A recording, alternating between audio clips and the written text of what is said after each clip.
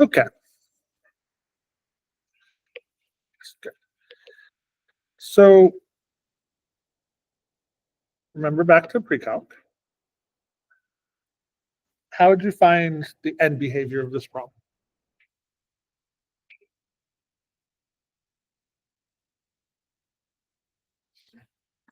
Okay, let's take a step back. What does end behavior mean?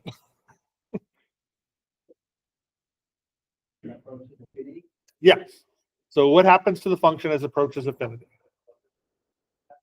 Okay, so sometimes it can get closer to 0, sometimes it can go to infinity, sometimes it can go to another number, right? It doesn't have to go to 0 or infinity.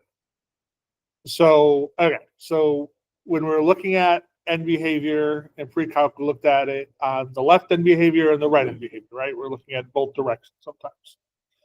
Okay, so you probably did this when you were looking at curve sketching, when you're actually trying to figure out the x-intercepts, the y-intercepts, and then what was happening on the left and the right side of the function. Okay, so now does that jog anybody's memory on how you actually did it?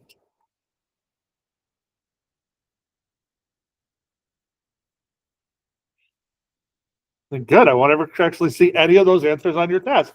Yes, because we're going to do it a little differently. In pre-calc, what you did was you looked at the leading coefficients. You looked at the degrees, and then you took the highest degree of the top and the bottom, and if they were the same, the leading coefficients told you the end behavior. If the top was higher, it went to infinity. If the bottom was higher, it went to 0 for the degree.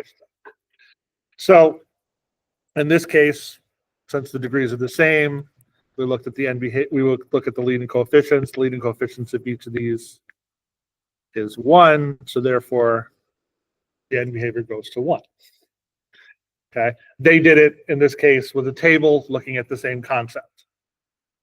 All right, so that works really well when you have polynomials, and only when you have polynomials. So typically when you were taught it either in pre-calc at the very beginning or in intermediate algebra, college algebra, or algebra 2 class in high school, you were only looking at polynomials. We need to be able to look at the end behavior for any function, okay? Because we need to know what happens to the things as they go to infinity. So we've been talking about what over the past couple classes? What's the main concept we've been working with? Limits. So can you reach infinity? No.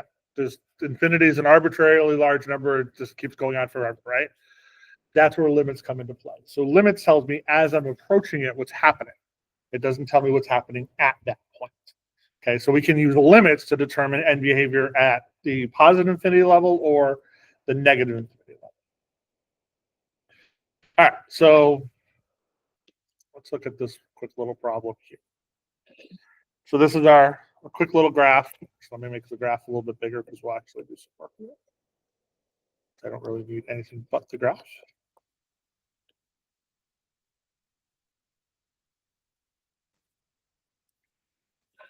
All right, so if we're going to call this f of x, what is the limit of f of x as x goes to infinity?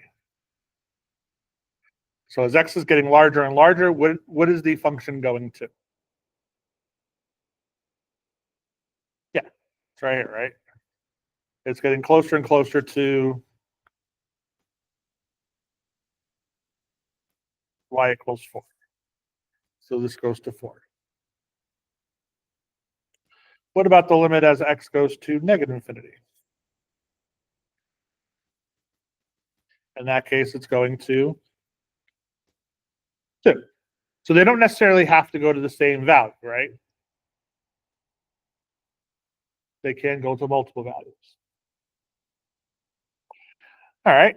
What is the limit as x goes to 1 of f of x?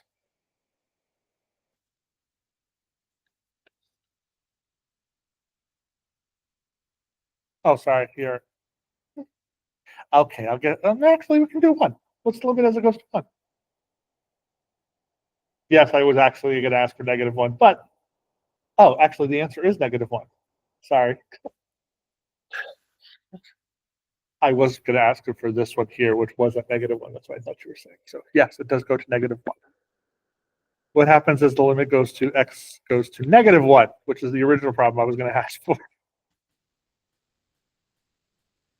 It goes to what? Positive infinity. All right, one more. The limit as it goes to 2. Correct. It does not exist. Why does it not exist?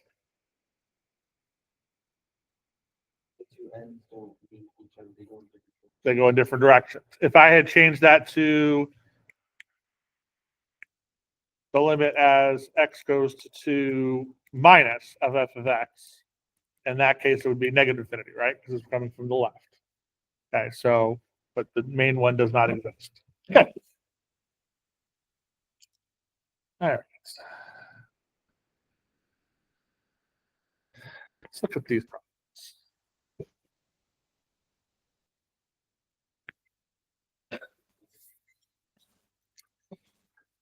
So the limit as x goes to infinity of 1 over x. So as x is getting larger and larger, what's happening to that fraction? It's getting smaller and smaller, right? As the bottom of a denominator gets larger and larger, the fraction gets smaller and smaller, as long as the numerator stays the same. That's the big key in that. In this case, it's 1, so it's going to stay the same, but it could be any number. As long as that numerator stays the same, we know that that answer is going to go to 0. What about the limit as x goes to negative infinity of 1 over x?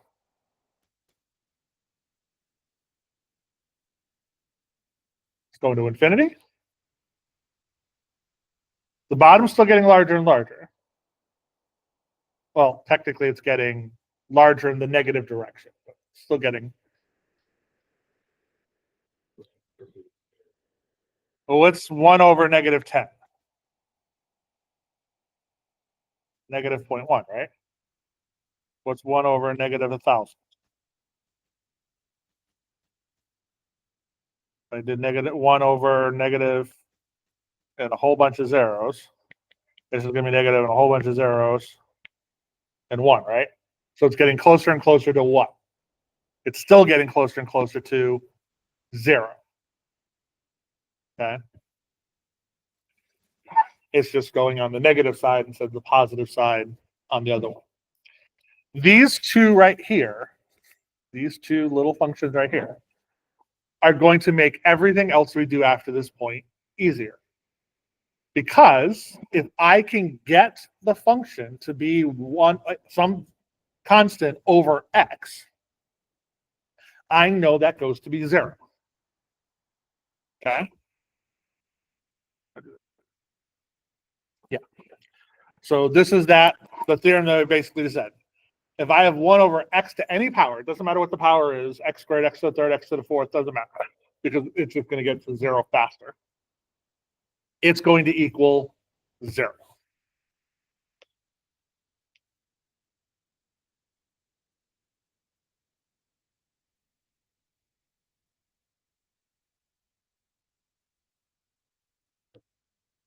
Okay.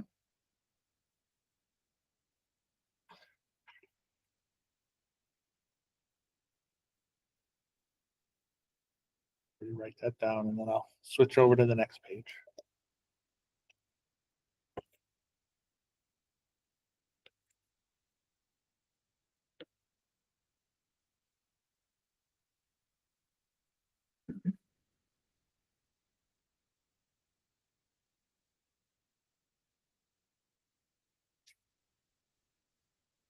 All right. So let's look at this one.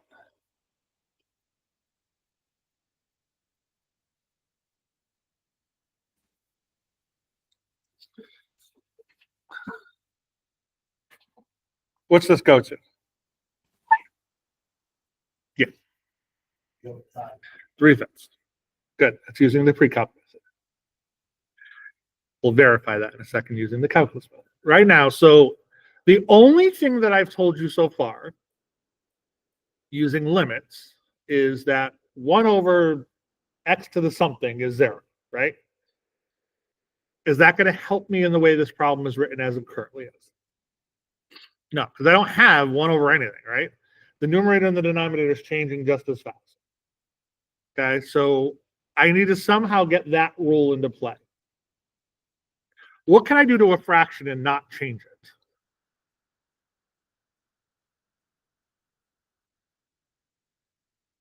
What can I do to the top and bottom of a fraction and not actually change the fraction? How do you typically simplify? Huh? Well, if I had, let's just take a simple one. Let's take head.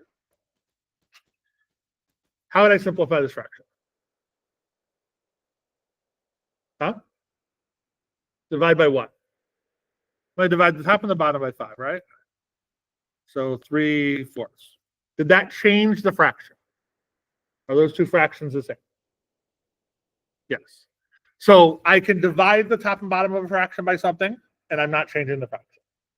And I can multiply the top and the bottom of a fraction and not change the fraction. Correct? Those are the two things I can do to not change a fraction. As long as I do the same thing to the top and the bottom, we're fine. Okay. So let's divide the top and the bottom by x squared. Let's see what we got.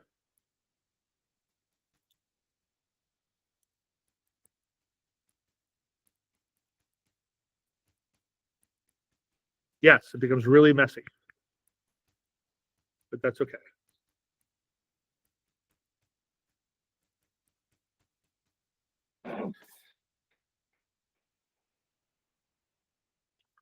So I divided the top and the bottom by x squared. So based on what I just said, did I change my fraction? No, because I did the same thing to the top and the bottom, correct? Okay. Now let's simplify each of those fractions.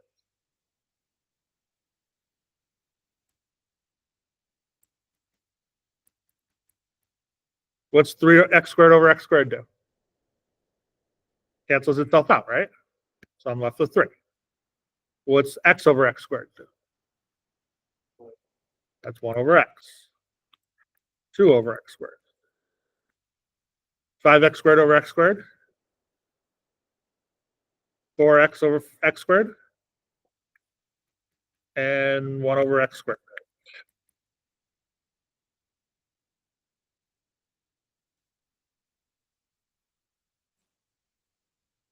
One of the rules that we had talked about was that as long as it is in addition, subtraction, multiplication, division, we can find the limit of each piece individually, correct? And that would give me the same thing as the limit as the whole problem involved. So I can find the limit as x goes to infinity of 3 minus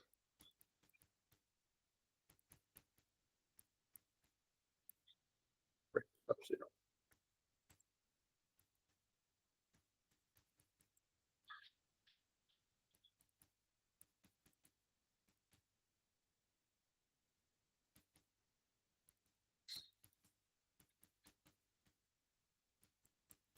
I promise you, there's a reason for doing this. And I also promise you I will never make you write this all out this way. But I need to show you so you actually understand why this happens. What's the limit as x goes to infinity of 3? That's just 3, right? One of the rules says that if it's a constant, it just stays that constant because there's no variable that's changing. So that's 3. What did we just determine the limit as x goes to infinity of 1 over x is? That's 0. 2 over x squared. Also 0 because, again, it doesn't matter what the power is. 5 is 5. 4 over x. 1 over x squared. So the answer was 3/5. Yes, the pre-calc method is way simpler to do with a problem that looks exactly like this. Okay, but as we've learned, there's a lot more problems out there than just polynomials. Okay. So what the calculus method does is it's using that rule of 1 over x to some power to eliminate the terms that don't really have much meaning in terms of that problem. Okay. So what you do is you divide everything by the highest power. That's there. And whatever the highest power is, that's what you divide by, and it's going to cancel out all the exponents based on the top one. Okay. Does that make sense? Again, like I said, I'm not going to have you write all this out. Once we get through this class and you actually understand how to do it, you should be able to look at the problems or be able to do some manipulation to get to the point where you will not have to write, you'll never have to write this out. I'm never going to expect this. This, maybe. So you can actually see what's canceling out in some of the problems. But that part, you don't have to do that part. All right. What about this one?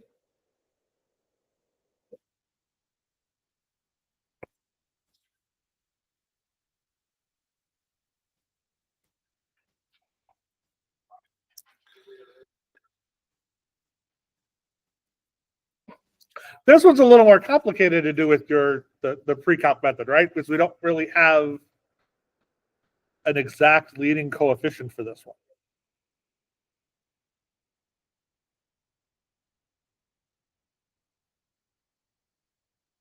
So what would be the highest degree in this problem? First degree, right? Because the top has a square root in it, but the bottom has an x. So let's, and sometimes you're going to try something and it's not going to work. That's fine. You figure out, okay, this is why it didn't work. Let me try something else. There is a lot of that in calculus, especially when we start learning a lot of different rules and methods to be able to solve things. Sometimes you're going to go, okay, let me try this. Oh, that does not help me get to where I need to go. Let me try something else. That's fine. That's actually a good thing in mathematics. Highly underrated. All right, so let's divide them all by x.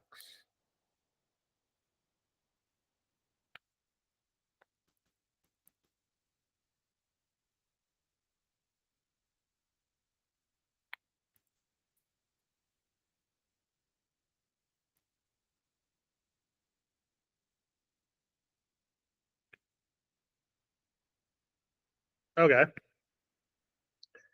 So the bottom becomes kind of easy, right?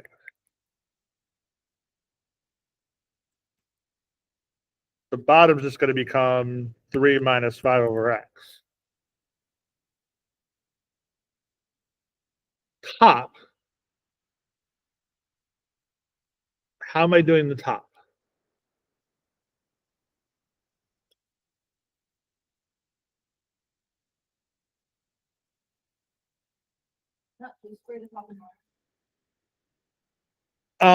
If I square the top and the bottom, does that change the fraction or keep it the same?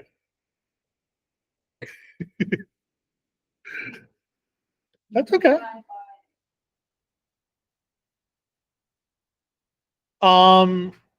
In this case, I can't actually multiply by its conjugate. The conjugate works really well when I have a problem that looks like this, when I have like square root 2x minus 1, things like that, to get rid of that square root piece. I don't have that in this case. So the question is, so what we're really trying, like, we have something that's not a square root and something that is a square root, right? So how can I move something into a square root? What would be the same? What would equal the same as x, but that had some kind of a square root in it?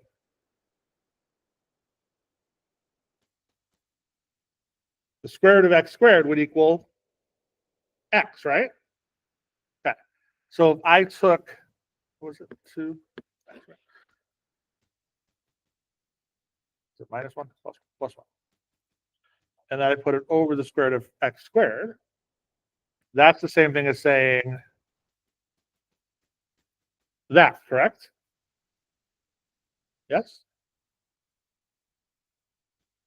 So then that then equals the square root of 2 plus 1 over x squared. Right? Okay.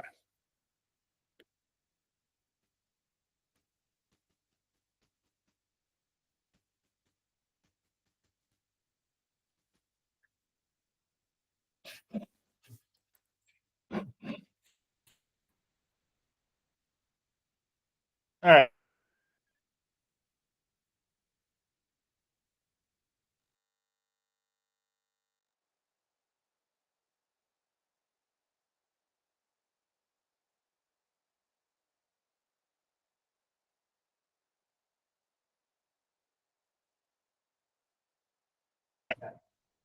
Yeah. The goal is to get the square roots to be both to be a square root. So I needed to change the x to something with a square root. That means that allows me to bring it inside that square root, which then allows me.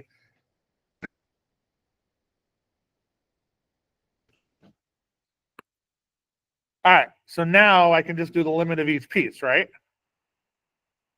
So the limit of 2 goes to 2. The limit of 1 over x squared is.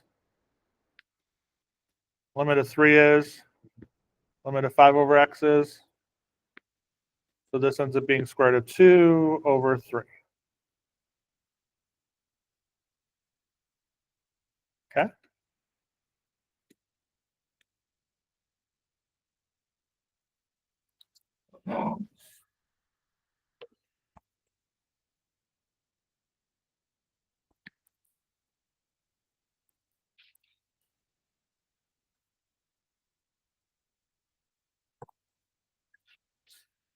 What's the last one? Hold on.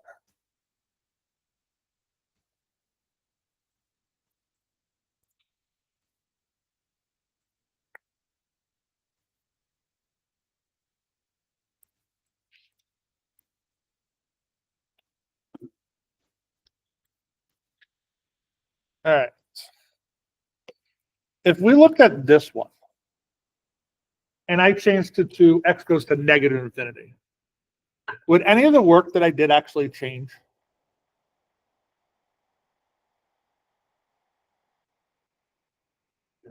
No, because 1 over x still goes to 0 if it's going to negative infinity, correct? Okay, and if I looked at the graph for this one,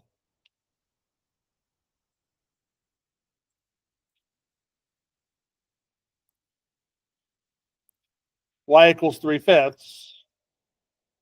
that both directions go into the same line, right? All right.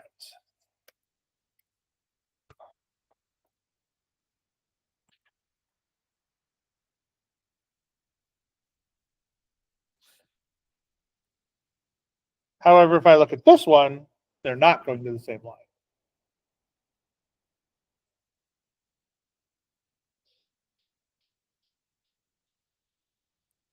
So what changes if I did it to negative infinity? Why wouldn't it come out to be the same?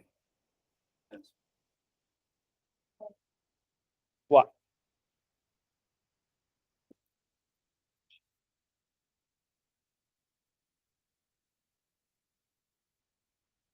Well, yeah, there's going to be two end behaviors. So the question, so when we did that, the last one, if I did the limit of x goes to negative infinity, nothing really changes in my concept, right?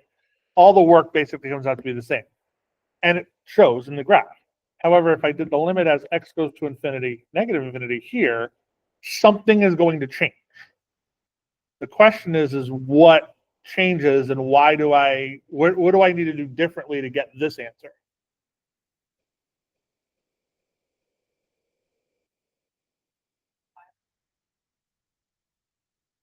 Right, because that's still going to 0. That's why like this one doesn't change. Because all those x's basically that's all goes to 0, so there's nothing left. And there still is no x here. So what step did we do here that might actually cause me a problem? When I did when I changed x to the square root of x squared, what's the square root of 25? Plus or minus 5. Okay. You typically, if I just asked you straight off and I just wrote down the square root of 25, the answer would be 5. Okay. However, if I put x squared equals 25 and I took the square root of both sides, then you'd have to tell me plus or minus 5 because you're giving me the two different values. So in this case, that's in essence what I'm doing here. Okay. So when you're looking at it, we have to take into account the negative value for the x. So we actually have to have a negative sign out in front of here. So there's actually going to be a negative sign out in front of that square root to give me the other direction. Does that make sense? Kind of. And this is why I said the calculus piece is a little different than the pre-calc piece, because the pre-calc piece, you wouldn't have had to deal with that. So this problem ends up becoming the negative square root of 2 plus 1 over x squared over 3 minus 5 over x. So it still ends up going to the square root of 2 over 3, but it's the negative square root of 2 over 3. And if we...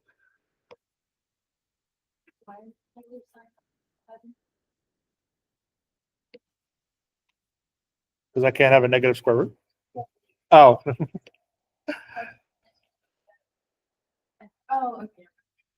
Because in essence, this would be the plus or minus of that.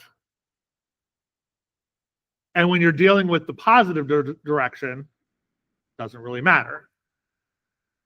But when you're going to negative infinity, when you square negative infinity, it becomes a positive infinity. So you need to have that negative sign still to deal with it.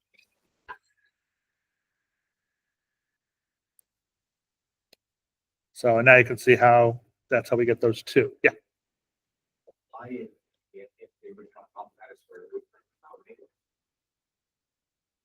If I had a square root on the top and the bottom? Yeah, same rules would apply. Yeah. Because the steps, whenever you have a square root, this is in essence the steps you need to use to get rid of that square root. You have to put something inside of the square root by squaring it. Or if it was a cubed root, you wouldn't have to worry about it because cubed roots don't have a plus or minus. Any even root, though, you'd have to deal with that concept. Okay? And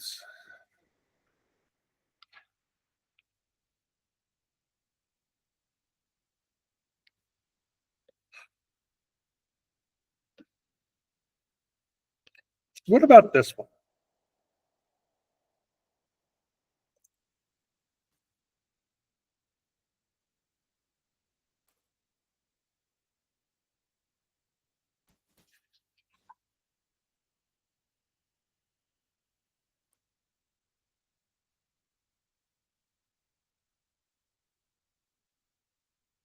Do I have any division in my problem?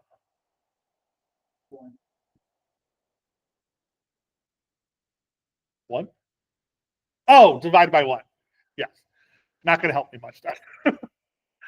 So, okay. So I don't have any division in. What happens if I just, you're not technically supposed to plug it in infinity, but what happens if I plugged in infinity? So let's look at this, like, let's break it up because I can break up subtraction and stuff, right? So if I did this one as the limit, so square root, the limit as x goes to infinity of x squared plus 1, or plus the limit as x goes to infinity of 1, minus the limit as x goes to infinity of x. What do I get? That's infinity, right? Plus 1, still infinity. Minus infinity, right? So I have infinity minus infinity, which equals what? All right, so let's see.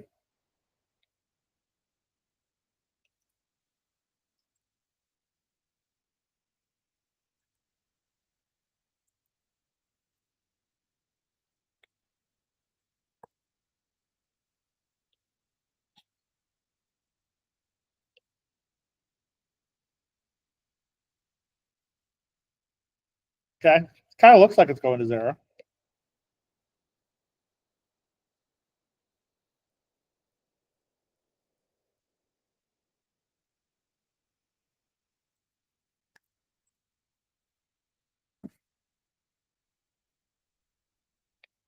But wouldn't that also be infinity minus infinity?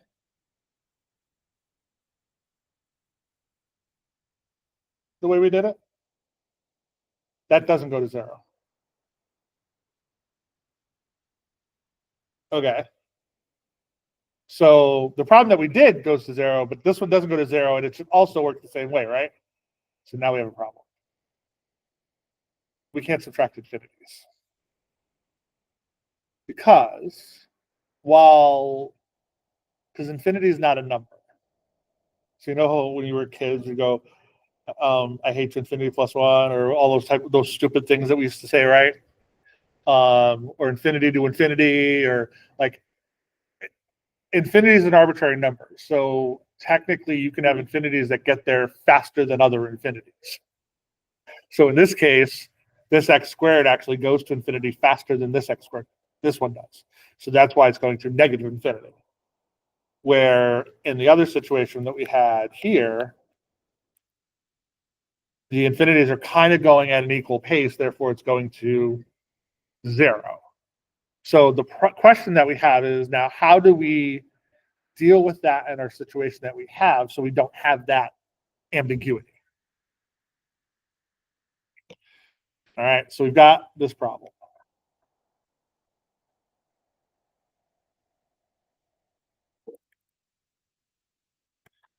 So I don't have a division, right? And as we've already seen, the only way that I have something that works is if I can make it to be 1 over x, or 1 over x, something like that. But I don't have division in this problem. So I can't divide the top and the bottom by something because I don't have a top and the bottom. Even if I put it over 1, if I divided it by x over x, it's good. The bottom's going to go to 0, and that's a division by 0. So that's not going to help. All right, so how can I somehow rewrite this fraction, or rewrite this so that I have it to be able to work with? So we'll start with that, because I want a fraction. Somebody said this earlier, but for a wrong type of problem. What can we do with square roots to get rid of square roots? Conjugate pairs. This case I can, because I have something on the outside that I want to be able that I can do the conjugate pair for.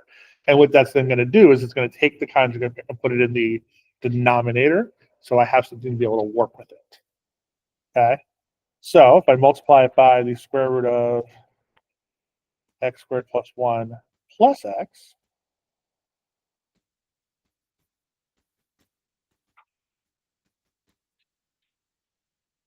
the top becomes x squared plus 1. Oh, there we go. Thank you. Minus x squared. And the bottom is the square root of x squared plus 1 plus x. So what happens on the top? That goes to 1. So I'm going to have to limit as x goes to infinity of 1 over the square root of x squared plus 1 plus x.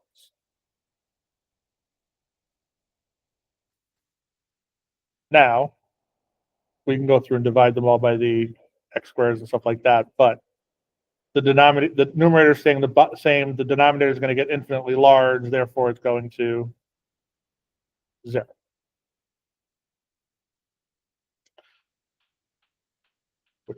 Which works, right? That's exactly what we said and we saw in the graph.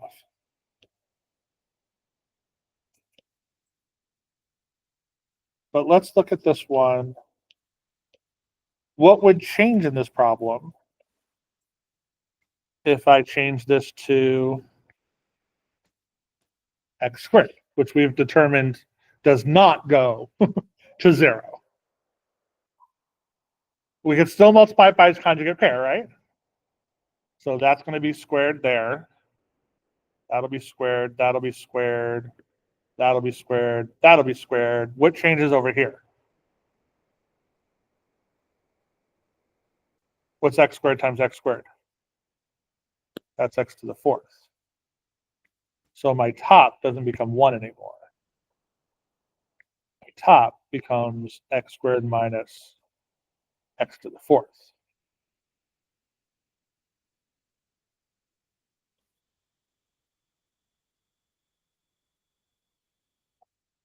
Okay. So what would I be dividing them all? I want to get the denominators gone, right? So let's divide them all by x squared. So if I divide them by x squared, everything by x squares,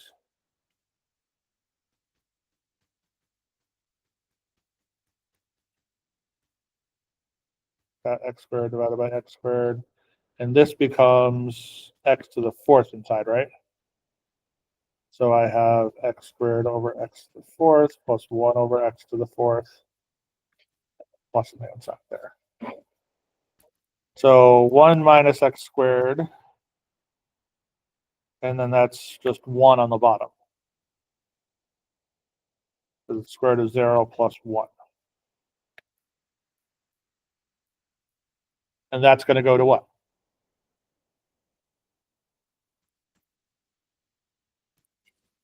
Yeah. So if I have the limit as x goes to infinity of 1 minus x squared, that goes to negative infinity, which we saw. So you can't do infinity minus infinity. That's one of those ambiguous cases. Infinity plus infinity works. That just goes to infinity. It's a key of where the infinities kind of cancel each other out that you have to actually worry about. We're going to see a bunch more of those when we start talking about derivatives and stuff like that.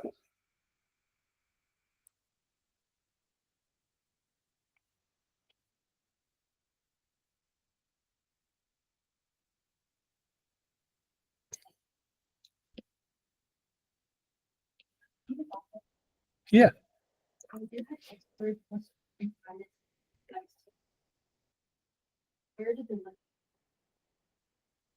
Oh, I lost the one. You're right. The one's still there. Good catch.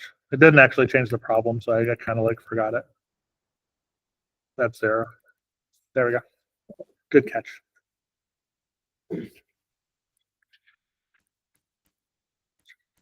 So this way the notes make sense.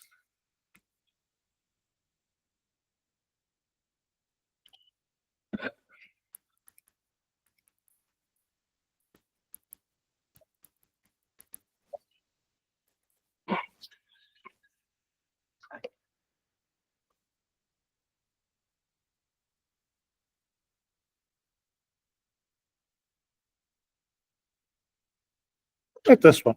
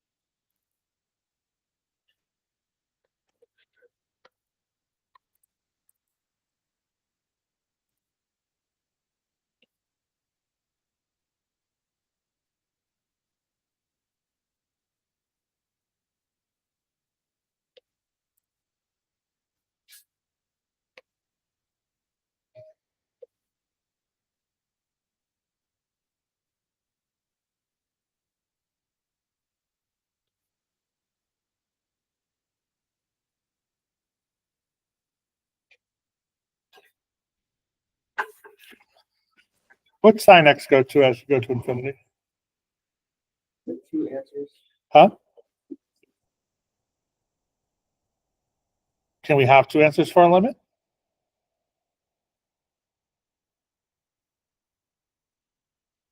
What happens if I have multiple answers?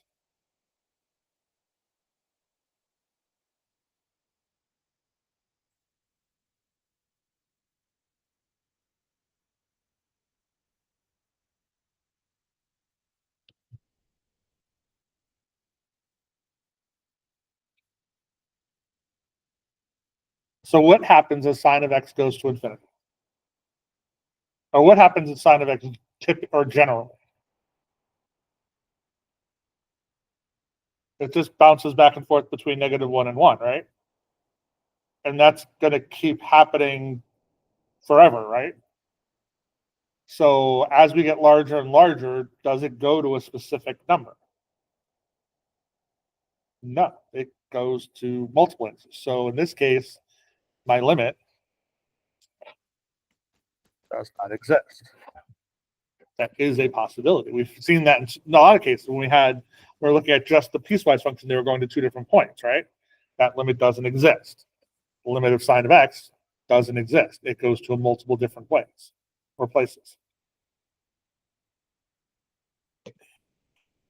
I'm looking for something while you guys are working on this.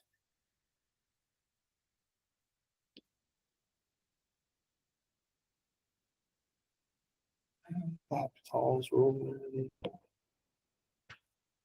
There we go.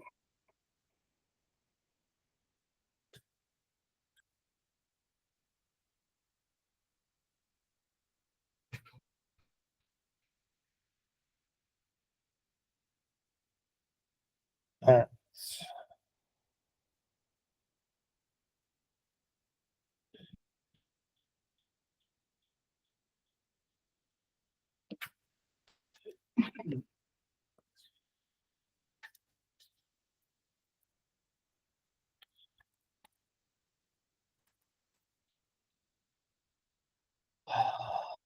There we go. That's what I wanted.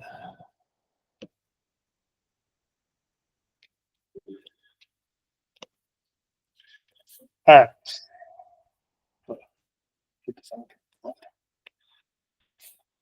So these are the three situations you cannot have with infinities.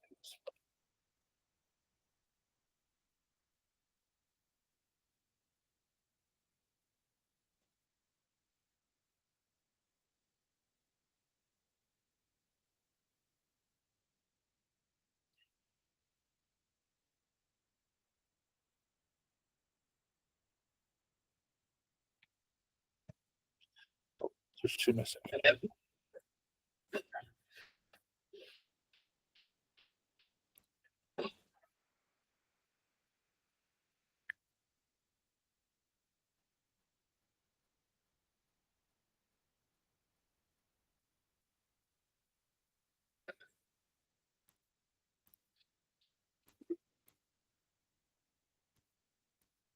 And those two.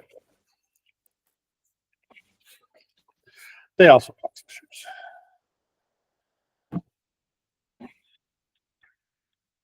You would think 1 to infinity would just be 1. Doesn't work out that way though.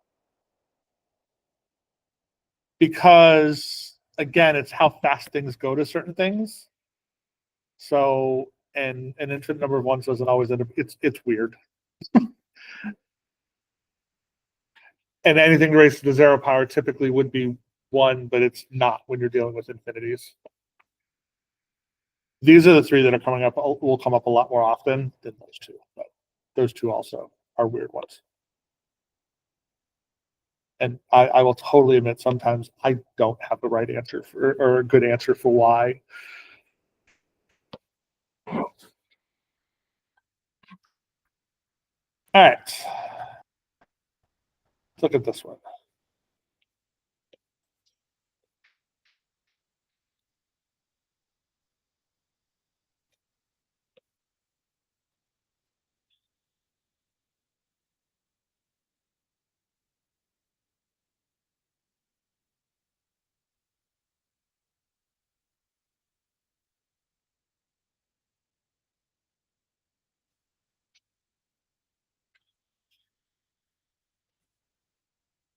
What would be the limit as x goes to, or as this goes to infinity?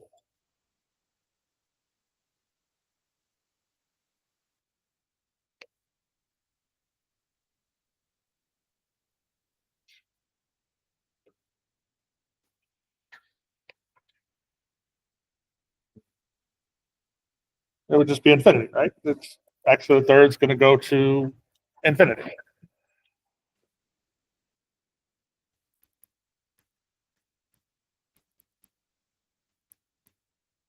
What about the negative infinity one? That goes to what? That would go to negative infinity. Makes sense. Sometimes things are not that complicated.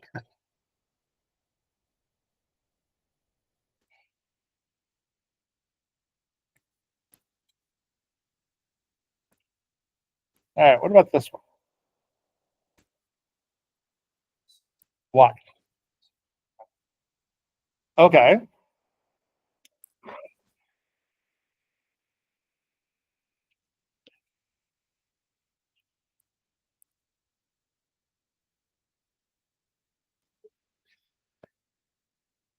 What's the answer going? What's the it going to? It's going to infinity.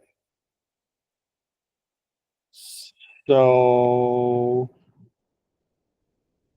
that was going to be the question. How do we do this algebraically? Because you're right, we cannot, because as I've just shown you, we cannot do infinity minus infinity because that would, if we think about it, would go to zero. Now, the last problem we did, we had a square root in there that we could do a conjugate pair for to get rid of, right? It's not really going to work very well for this because I don't really have a square root or anything else, and things aren't going to cancel out. Huh?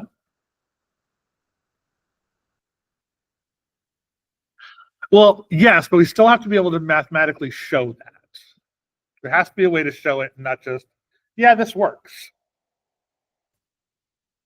But yes, this one goes to infinity because x squared takes over from the x.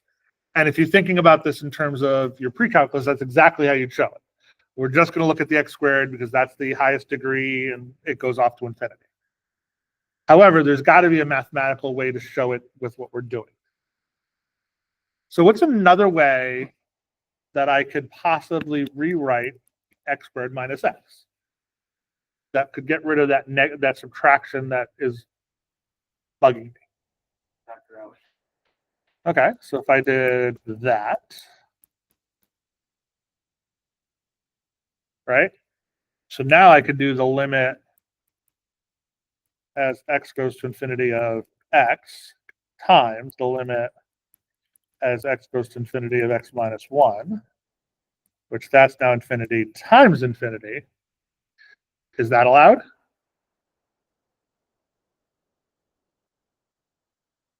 Yes, that was not one of the ones that I said couldn't happen. So it goes to infinity.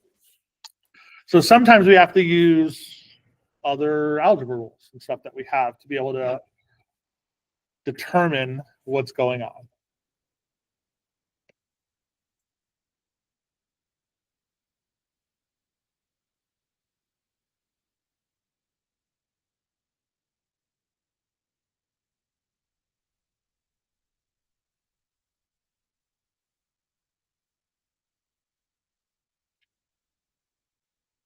All right.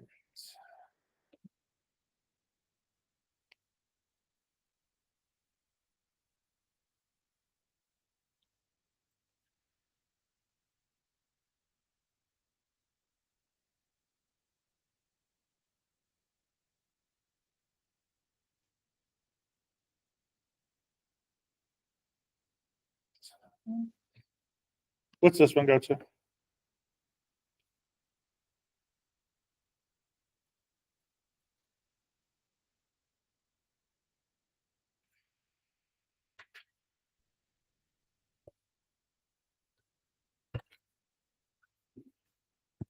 We've done all these super complicated ones.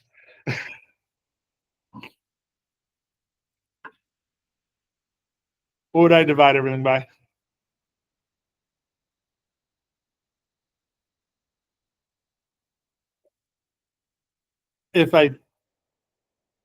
so divide everything by x squared.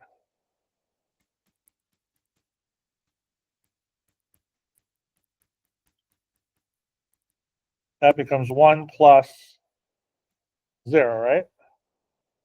Over 0 minus 0, which is 1 over 0. Can I do that? No. Okay, so what do we learn by doing that? So we took the highest degree and divided everything by the highest degree, but that gave me something, that gave me 0 in the denominator, which doesn't help me, right?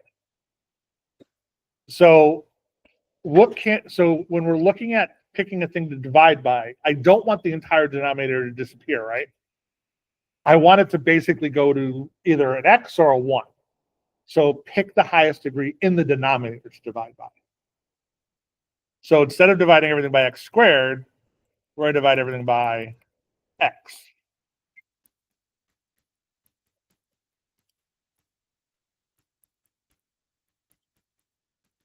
So I end up getting x plus 1 over 3 over x minus 1. So now the numerator goes to what? If I did the limit of this now.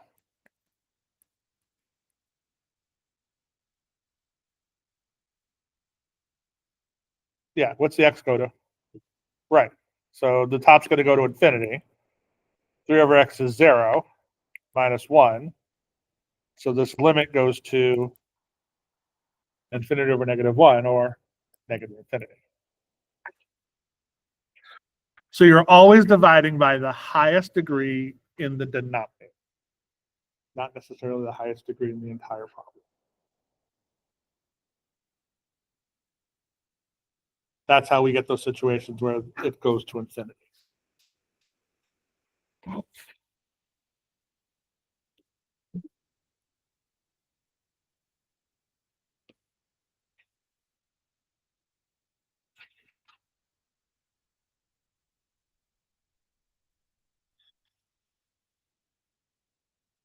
All right, questions with any of those? Good, your turn.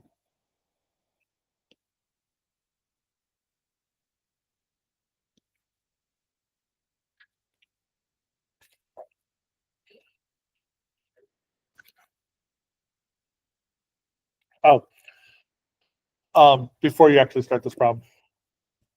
So my father-in-law passed away this past weekend.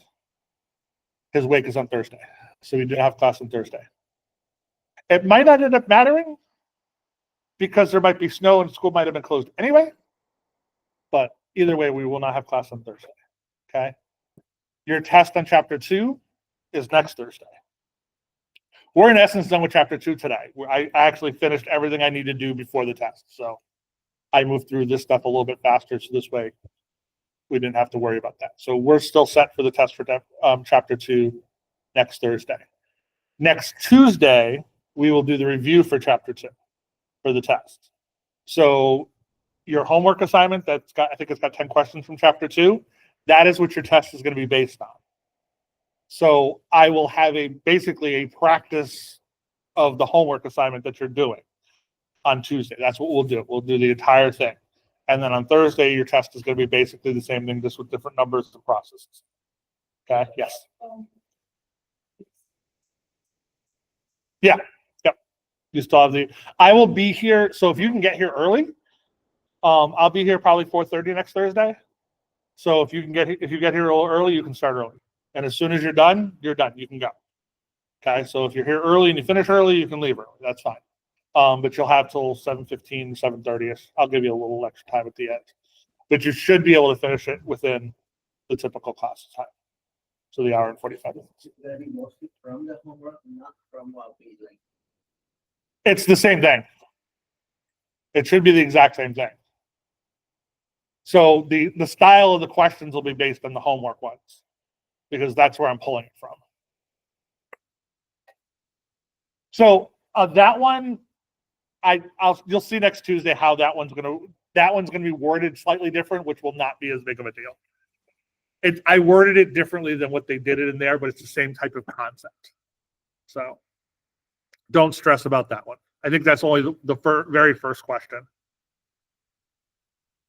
Oh, there's two of them?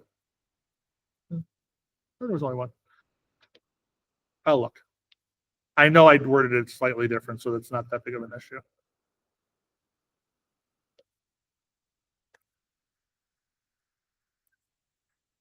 see. Well, I'll take that while you guys are working on that one, and then I'll cover it.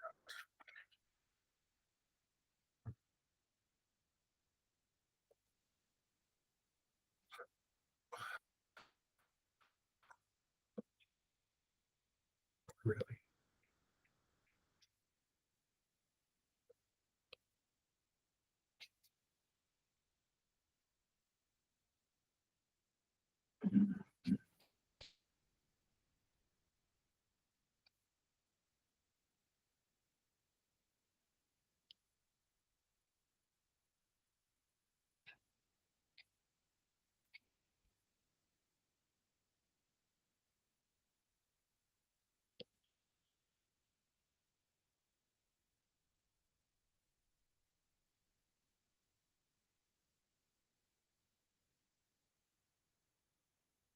There's only one on the test. And I'll explain to you how to actually write it out and do it on Monday. So I was just looking at the actual test. All right.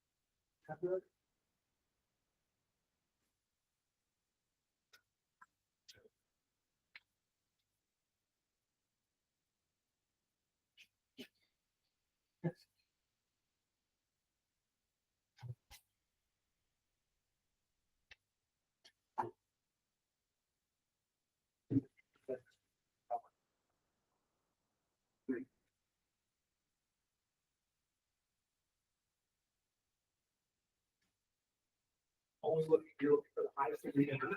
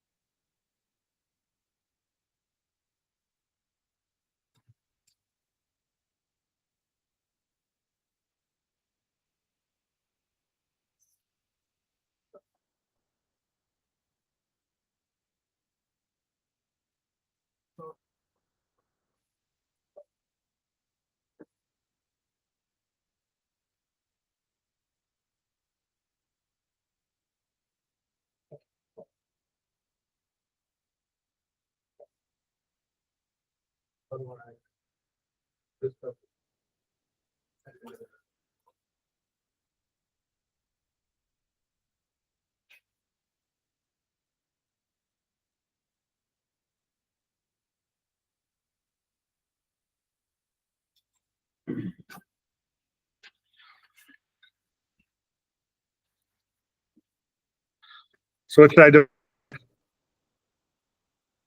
Q squared. Remember, divide by this highest degree on the denominator. So that means I get Q plus 6 over Q minus 4 over Q squared. 4 minus 3 over Q plus 3 over Q squared. So the top's going to go to infinity plus 0 minus 0. 4 minus 0 plus 0, so infinity over 4.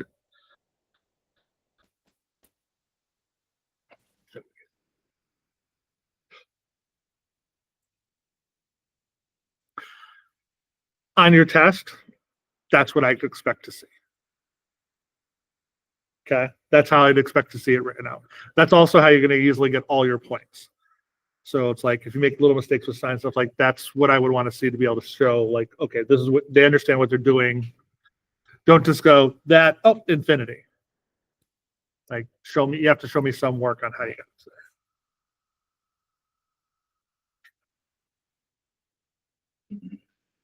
All right, let me actually, I'm gonna do one more before this one. I like that one. I want to do one before that one. Huh? Oh, they're just, it's because they don't want to put two parentheses next to each other.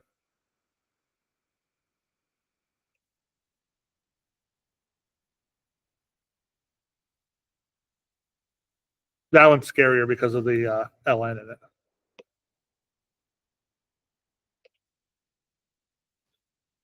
All right, try this one.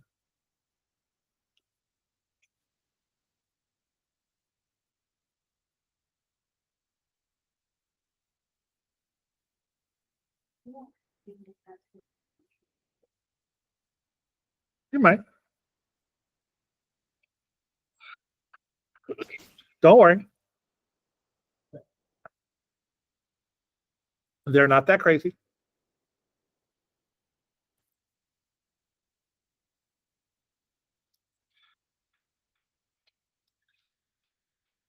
And the reason I'm going over, the one thing that you should do when you're going through and doing the homework is if you have to look something up to do the problem, write it down on your index card. This way you don't have to look it up again because it's there for you. So while you're going through and doing the homework, if you're constantly, like, oh, I don't remember this rule, I don't remember that, that's what you put down on your index card. Yes. Right. Then doing that, it's 3x5, 4x6, the standard size index card. Yeah. And you can write anything you want on it front and back. Yeah. If I can't buy it on Amazon, you can't use it. It was funny. I had one class a couple years ago goes, okay, I'm designing index cards that are 12 feet by 12 feet, and I'm going to sell them on Amazon. I'm like, if you can get enough of them on Amazon that I can go out and buy 100 packs of them, be my guest. They never showed up, therefore they don't count. So yeah, standard index, 4x6, 3x5, it's fine. In all honesty, you shouldn't need more than that. So the reason I allow you guys to have an index card on the test is because it forces you to actually study and figure out what you don't know. Like I could easily say open book and it'd be fine. You'd spend the majority of your time flipping through the book to find the answer, to figure out how to do it. By giving you an index card, you're then having to, when you're going through and studying, it's like, okay, I don't remember how to do this. Let me write it down. It's like, it's actually a method to force you to study for the test. And it, believe it or not, really, really helps. So lots of times I've done this and it's like, there's actually a rationale behind it, not just because I feel like being annoying.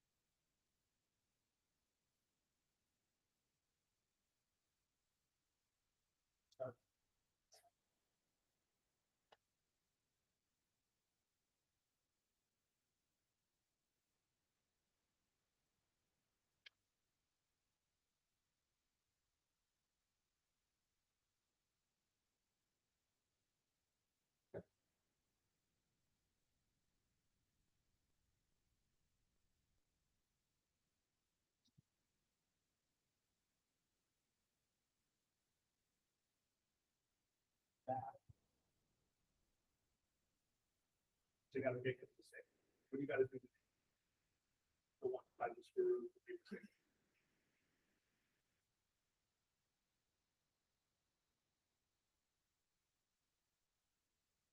So far, so good. Now you got to figure out how to put them together.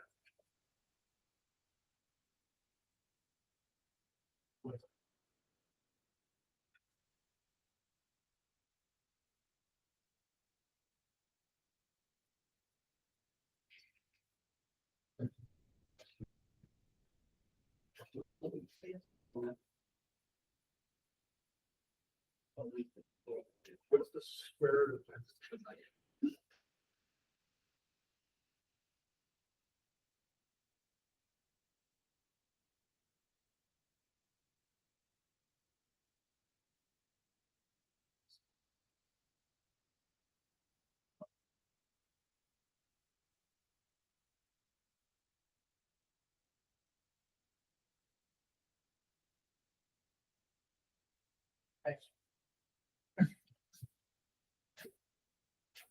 I'll go over it in a second. Now, please agree to do this at the same thing.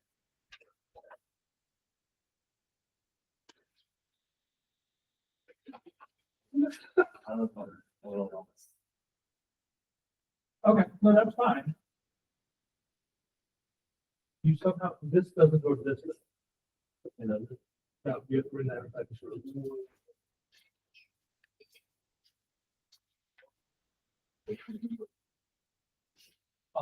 What's the next word? Okay.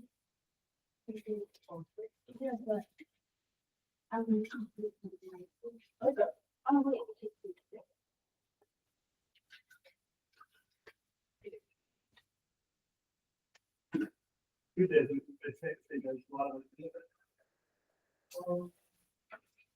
That's good. Other than that, you actually have a total right. Huh? I'm going to see him in Boston too.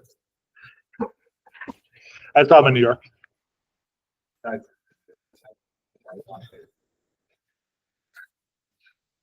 I got on literally as soon as they went on sale and got them for the actual right price. So pays to be a like I've seen Linkin Park every single tour they've ever had. I went to the CD release party for Minutes to Midnight in New York, and I actually had tickets to their concert in Mansfield, Mass. Their first concert of the tour for A Light Divided when Chester killed himself. That first show, I had tickets to that show. So, huh? She's good.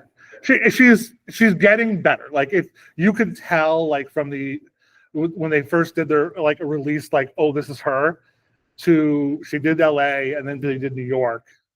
She was better in New York, and every show like I've watched some of the clips and stuff like that. She's gotten better every one. She just had to get over the nerves and everything else. She's not Chester. She's never going to be Chester, but I'm glad to see her do Linkin Park music and stuff like that. So I will accept it. All right. So 2 things that I saw going around for this problem. The big one is how to deal with the square roots. Okay. First off, we should be dividing everything by x to the third. I did see a couple people mix this up. We should be dividing both things by x to the third because that's in the denominator. The denominator was not the issue. The numerator was. So when we put that back inside, so we have to somehow take x to the third is going to something with the square root. It's x to the 6th. Because remember, like if we took that, we have 6 x's, right? I have 3 pairs. Remember the rule for square roots, the square root of x to the 6th is the same thing as saying x to the 6th divided by 2, because the square roots are 1/2. So it's 6, not 9, which I saw, or 4, which I also saw. So that's the little things to go. And that's why, if you remember when I was saying, your mistakes are not going to be calculus based. You remembered what you had to do on the side of, okay, I have to somehow put it in there. That's an algebra mistake. You just couldn't remember what the square roots does with the actual values there. So it's those little things that you need to practice on. All right, so when I put it inside, I have 1 over x to the 6th plus 4 x to the 6th over x to the 6th, which ends up being, so now I have the limit as x goes to infinity of 1 over x to the 6th plus 4 to x to the 3rd minus 1. So this becomes the square root of 4 over 1.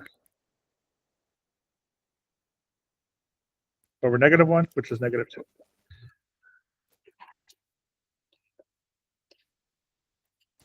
That's a perfect example of a simple mistake that will lose you 1 point and not all of them. Okay? You showed me out all the work and you put a 2 there, I take the 1 point off because it was a sign error. If all you did was put the limit and put equals 2, you lose all your points. Okay? So that's the biggest deal. Show me all your work. And don't erase work. Okay? I have seen people and I've looked at the tests when I get the test back and it's like they had the entire problem done out correct, made a simple mistake at the end, thought it was wrong, erased the entire problem because you can't really erase it that well, and then redid the problem completely wrong. Okay?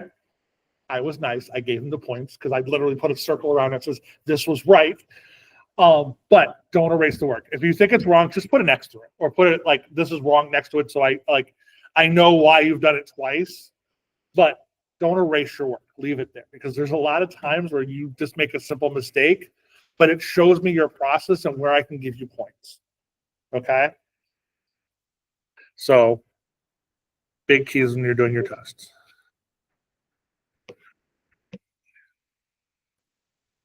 All right. This one.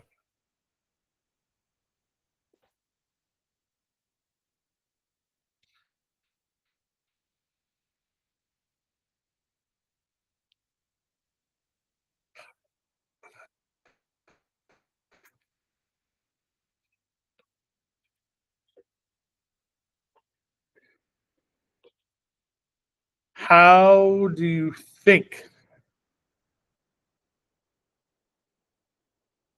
we should do it?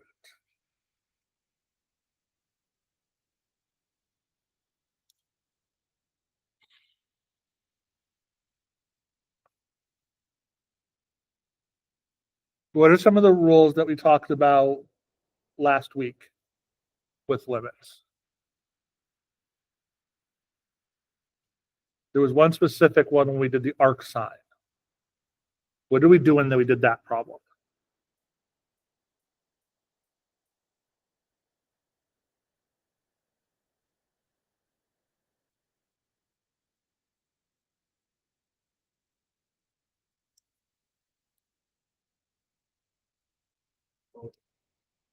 Huh? Oh, let's see if I can find it.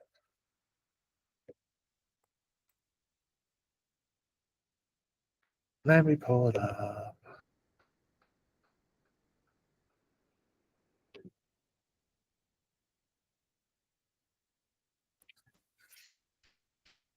So we were able to take the limit and move it inside of the arc sign, right?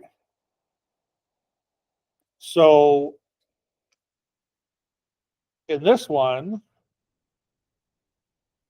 it's an ln, but we can still do the same thing. You can move.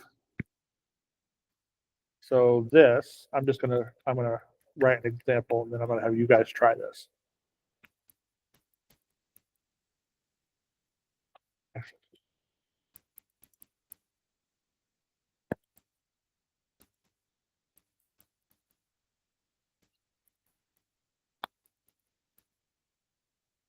Is the same thing as that. And that would be ln of 0, which is negative infinity actually.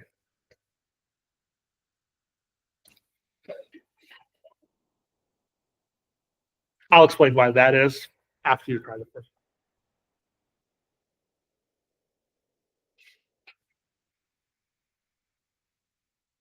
But that's how you're going to do it.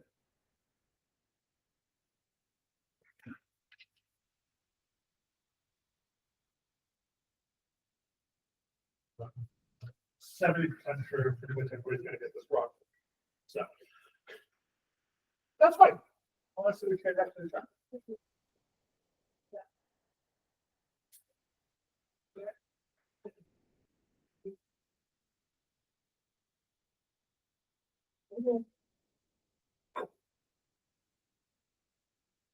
one of those weird math teachers. Don't mind it.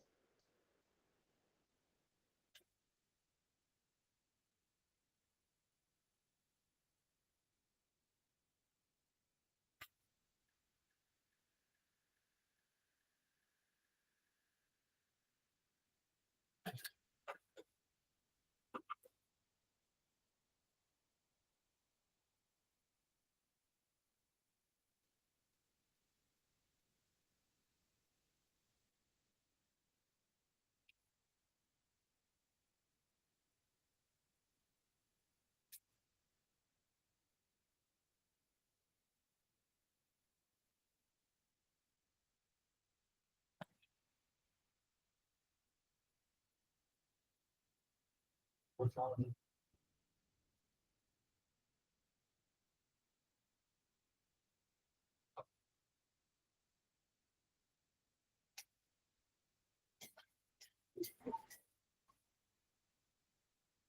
Okay.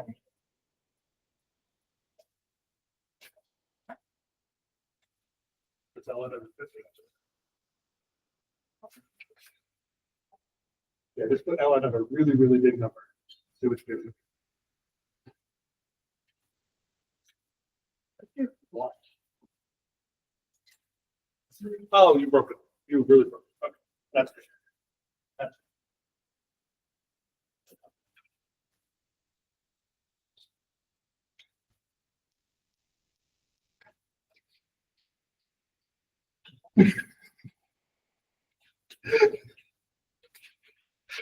I like that one. That's what it is. That's good.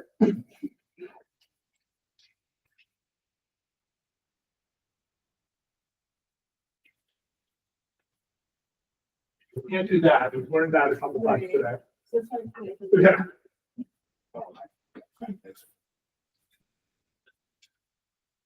Okay. Well, it was good. One person actually really got the right way to go. That's a good thing. Sorry, I didn't like. You will see me a lot of times. I will do problems like this purely to see thought process. What do you remember about logarithms? What do you remember about this concept? Where are you going? So this way, when I'm explaining it, I can hit on the things that you don't remember. Okay. Don't take this as, oh my God, I have no idea what I'm doing. Try something. There's nothing you can try that's going to be literally completely and everything like horribly wrong. Like when you're doing something, as long as what you're doing mathematically works, it's fine. Okay. So the vast majority of people did exactly basically what I did here. Actually, let me explain this piece first. The ln of 0, you can't plug 0 into ln. But as it's getting closer and closer to it, it's going to negative infinity. So that's why it goes to negative infinity. Now, most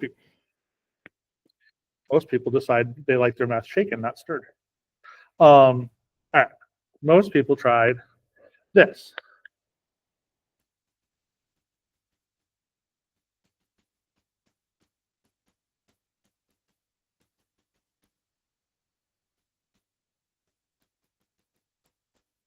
Which ends up getting you ln of infinity minus ln of infinity, which is infinity minus infinity, which we've already determined doesn't work. Okay. So we've got to try something else because obviously this isn't working. So when we're looking at trying something else, what do we know? So what are some of the log rules that you remember?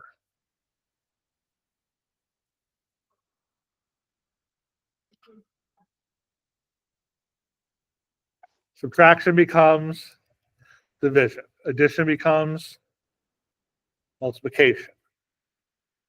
Okay, those are the two big ones. So when you have logs like this, I can take them and I can put them together. So the first thing you want to do to this problem, and very good job, by the way. You're the only one that got that.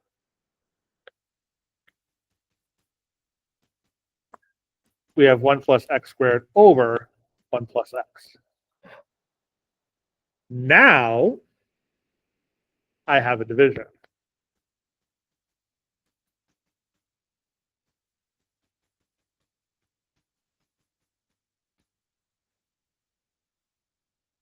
So what does this go to?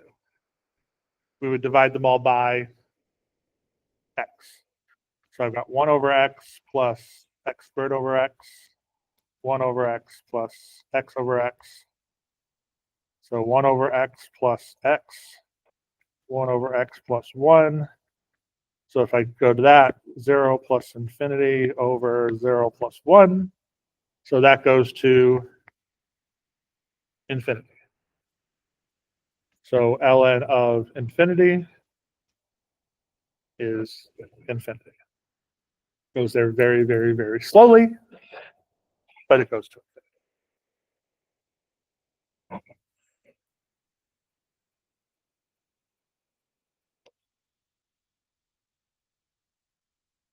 infinity.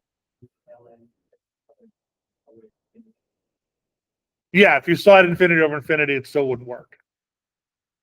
You still couldn't do that. That's still indeterminate. So that doesn't work. So that's why we moved the ln back. We moved the limit inside of it. So we weren't doing the limit of an ln. We were doing the limit of the inside piece to get that. And then we were dealing with the function of ln to whatever my answer turned out to be.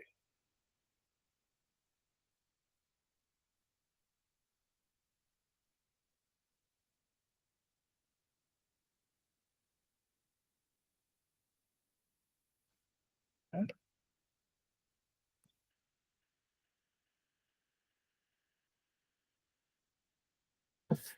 All right, last one.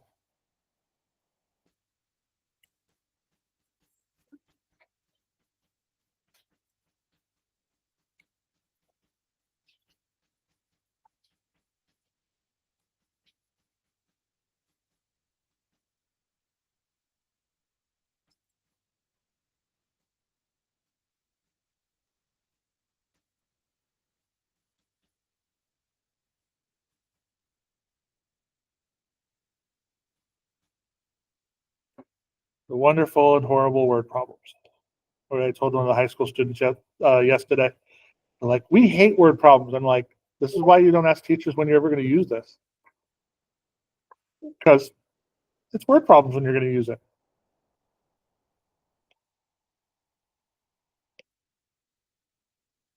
All right, let's look at the first problem first. How do they get that?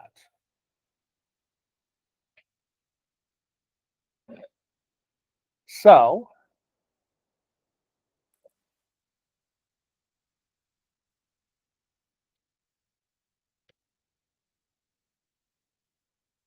we want salt over water.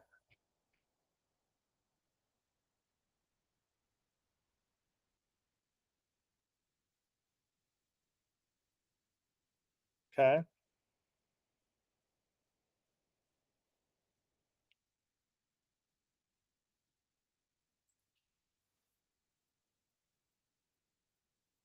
So how much salt is going? So we want salt. So much salt over water. I think the bottom is probably easier. How much water is in the tank right now?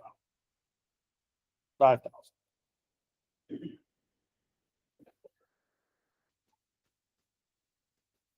How much water are we adding to the tank every minute? 25 T. How much water we're adding to the tank every minute, right?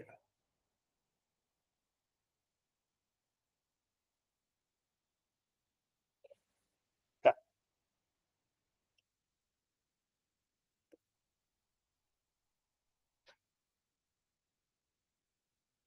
How much salt are we adding to the tank every minute?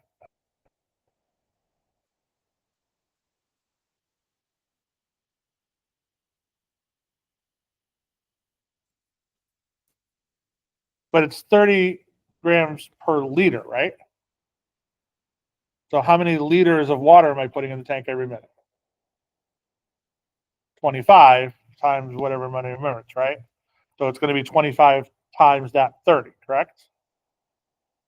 Okay, so I have 750 T over 5,000 plus 25 T. What can I divide them all by? If I divide them all by 25, I get that.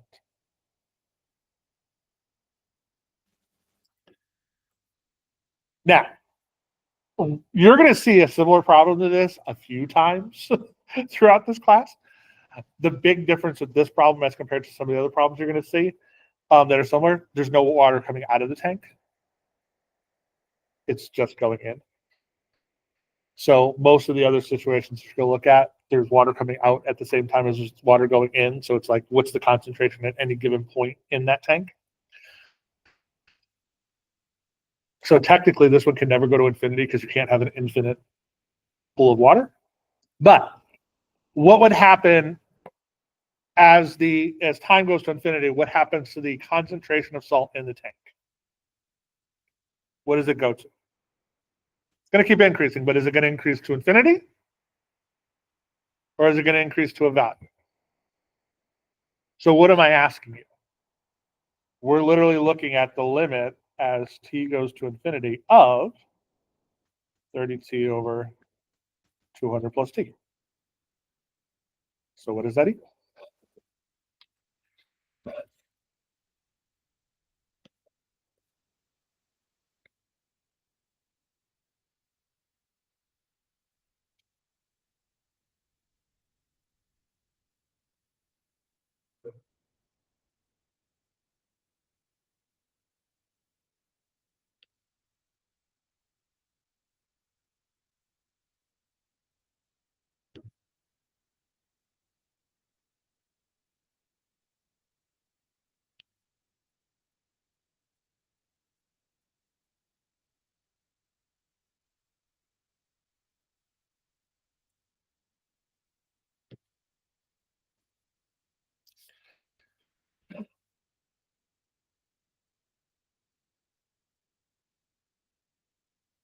What's it going to? What am I dividing it all by? Let's divide the top and the bottom by t's. So I have 30 over 200 divided by t plus 1, which goes to 30 over 1 or 30. So given enough time, the concentration of the water will be exactly as the concentration of water I'm putting in when you go to infinity. Technically, you never can get to infinity, so it'll always be slightly less because it was originally the 5,000 that was pure water in there. But as you get longer and longer, as that 5,000 becomes a smaller and smaller portion, you have a higher and higher concentration. Remember the problem I told you about the other day where we were talking about how, like, drugs in your system, as you go, that's the piece that's very similar to this. It's as it drops, okay, then it's going to spike back up. There's a limit where it's going to end up reaching, and that limit is basically what we're doing here. So, all right, okay, you're done. Remember, no class on Thursday, so finish up your homework. The homework isn't due, I think, until next Thursday anyway. I think I have it due on the Thursday. So if there's like that first question you're struggling with, it's okay. I will go over it on Tuesday and you'll be able to go finish that question. Huh? Yeah, they're the same type of question. On the actual test, there's only one of them. So I will see you on Tuesday. Yes.